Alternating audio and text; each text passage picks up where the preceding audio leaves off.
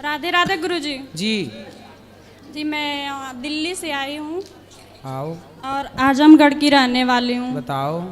तो हमारा पापा दूसरी शादी कर रखा है और उसके बाद गुरुजी वो मेरे को मारती पीटती हमेशा कि तुम घर से चली जा, तू इतनी बड़ी हो गई है, तो हमारे बच्चे हैं तो हमारा ज़मीन लिया जाएगा कि घर बनवाया जाएगा कि तेरी शादी में सारा पैसा ख़त्म हो जाएगा। कौन आपकी माँ बोलती है? सौतेली माँ? सौतेली है। कब हुई शादी पिताजी की? पिताजी की 2017 में शायद हुई है। 17। और आपकी उम्र कितनी है अभी? 23 साल। 23 साल। हाँ। भाई आई हैं आपके? नहीं, कोई नहीं है। तो आपकी माँ कहाँ गई? माँ, मेरे माँ को छोड़ दिया उसने। पिता ने? हाँ। तो आपकी माँ है कहाँ? दूसरी शादी, हमारे मामा मामी दूसरी शादी कर दिए और। माँ की भी दूसरी शादी हो गई? हाँ। पिता की भी दूसरी शादी हो गई? जी।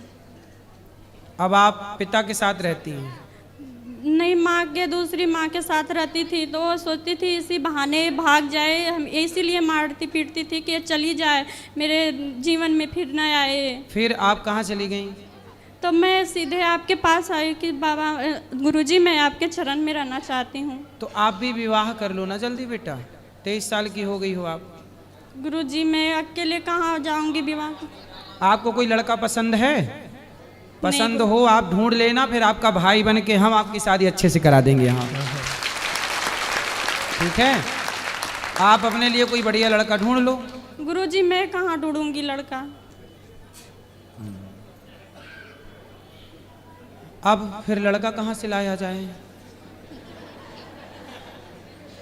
चलो आप ढूंढ लेना, जब भी मिल जाए, आज नहीं कल, कल नहीं परसों, अगले साल 2 साल, जब भी मिल जाए।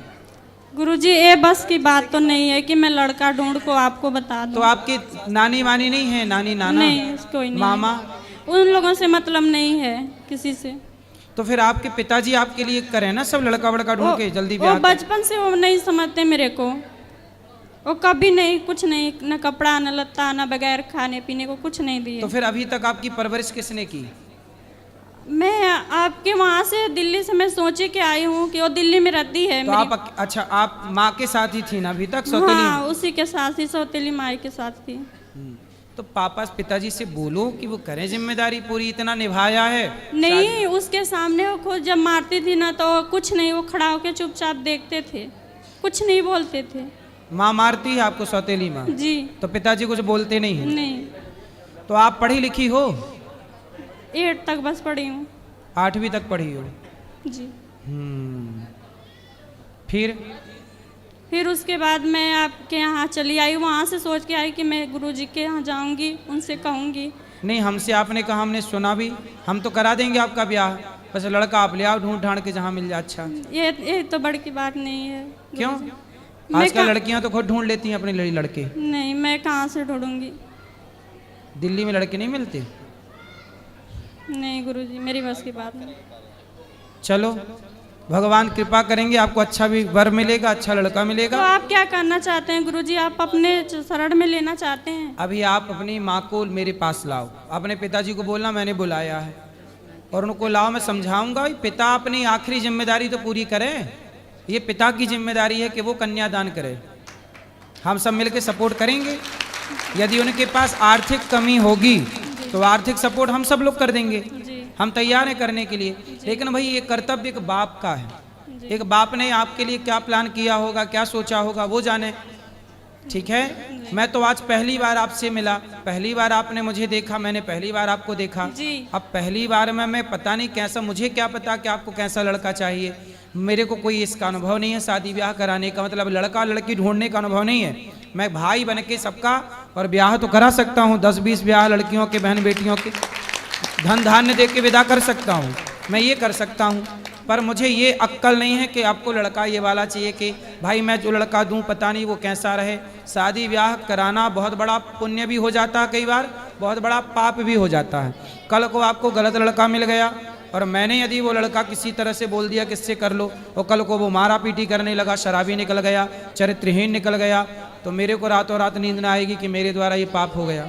इसलिए शादी ब्याह के लफड़े में मैं नहीं पढ़ना चाहता। लेकिन आप, ये जिम्मेदारी आपके पिता की है और वो पिता, आप पिताजी को लेके आना, मैं समझाऊंगा और उनकी हम आर्थिक मदद पूरी करेंगे जो वो बन नहीं पड़ेगी। आएगा, वो खुद हमको मारने लग जाएगा। कौन? पिता। पिताजी से बोलना कि चलो महाराज जी आपको पैसे देंगे। क्या बोलोगी? क्या बोलोगी? जी क्या बोलोगी अपने पिता से? बोलना वो पिताजी यहाँ पे नहीं, वो बंगलौर रहते हैं। कहीं भी रहते हो उनको बोलना चलो महाराज जी आपको पैसे देंगे, उनको यहाँ ले आना, फिर आपके विवाह का पैसा उनको देंगे और यहीं विवाह कराएंगे उनका। धन्यवाद। आपका धन्यवाद। ठीक है, तो आपको बोलना है कि हमारा विवाह महाराज जी अपने खर्चे से कराएंगे, आप लड़का हमारे लिए ढूंढ दो। बोले आपको 1 रुपया खर्च करने की जरूरत नहीं, जितना भी खर्चा होगा आपके ब्याह में आपका ये भाई कराएगा। जी धन्यवाद। खुश रहिए। एक महाराज जी, हमें ना एक महिला को जानते हैं जिनके जो पति है वो धंधा करते हैं। जब उनका धंधा ठीक चलता है तब तो वो ठीक कर रहे होते हैं, लेकिन जब धंधा खराब होता है तो शराब पीकर लड़ाइयाँ करते हैं और जैसे जो महिला है उन्हें ऐसे मारते हैं, डराते हैं, उनके बच्चों को मारते हैं जब धंधा ठीक नहीं चलता। तो धंधे वाले को ले आना, उसको ठीक करेंगे। नहीं, जैसे समझाएं। कोई उपाय भैया बताएंगे। जब व्यापार नहीं चलता तब वो लड़ाई झगड़ा करते हैं। हाँ, और- तब मतलब ऐसे इनका दिमाग गर्म हो जाता है, गुस्सा करने लग जाते हैं तब और बहुत। व्यापार वैसे कैसा चलता है? वैसे मतलब ठीक है, ऐसे हंसते बोलते, शराब तो तब भी पीते हैं लेकिन तब ऐसे लिमिट का सब चीज़ करते हैं, लेकिन जब धंधा बिगड़ जाता है तो बिल्कुल ही बावले से हो जाते हैं वो। और ये धंधा कब बिगड़ता है? मतलब कितना इसका साल में 6 महीने, 3 महीने, 2 महीने कैसा रहता है? ऐसे जैसे धंधा वैसे तो साल भर ऐसे, जैसे अभी तक तो ठीक चल रहा था, अब 1-1.5 महीने से धंधा थोड़ा बिगड़ गया। आपके घर में भी नैऋत्य यानी दक्षिण पश्चिम में शौचालय होने के कारण ही दोष है। दक्षिण पश्चिम समझे? जहां से सूरज उगता है उसके अपोजिट सामने दक्षिण पश्चिम होगा, वहां पर शौचालय होने के कारण ऐसा है। और गुस्सा भी आता है। हाँ, गुस्सा भी आता है, मारते हैं बच्चों और महिला को। तो वहीं कहीं आसपास रसोई भी है, उसी दिशा में। कहां पर है? आपको आइडिया है कोई अपने दिशाओं का?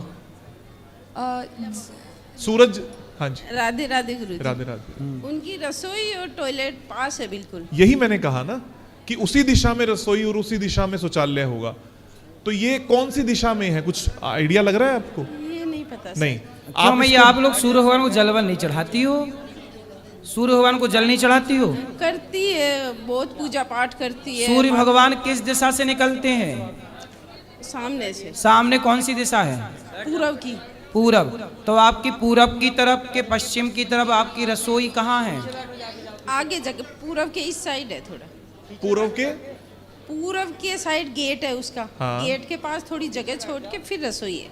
हाँ, जब आप अपने घर को देखोगे ना तो जहां से सूरज उगता है उसके सामने वाली दिशा रसोई और शौचालय पास में होगा, और वहां पर नृत्य में रसोई होने से एक व्यक्ति झगड़ा भी करता है और गुस्सा ज्यादा होता है। और कब होता होगा?